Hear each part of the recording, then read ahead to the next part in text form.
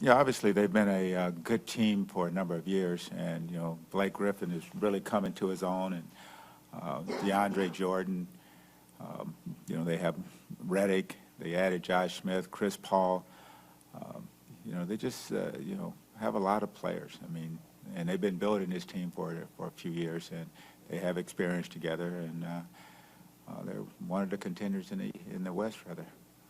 The way that they get up and down, we've talked to you about your offense these past couple games, but what do you like about the pace that your guys are playing at and just the way that they've found their tempo? It's important. Every team has their own tempo, and it's important that we stay within ourselves and play our tempo. We want to run, but and we've been doing it pretty consistently. And when we don't do it, we get out of whack, and it's usually because of turnovers that cause us issues. But it's a consistency thing.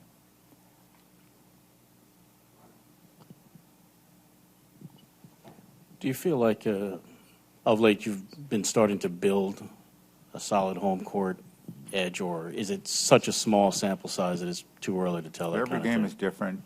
When you get down to the end of the season, you'll look back and you're like, okay, we won enough games at home to be satisfied. But you can't get into these short-term type things. You just want to go out and play well each game, and to start saying, oh, we're playing well at home doesn't really matter, because you got to continue till the season's over. And we lost some games at home earlier, and we're winning some games now. What does it mean? It just means we're winning now. When we have another one tonight, we're going to try to win it.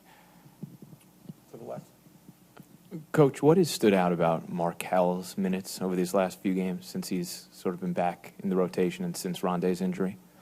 Well, it's just, he brings some of the similar athleticism as Rondé, not as tall as Rondé.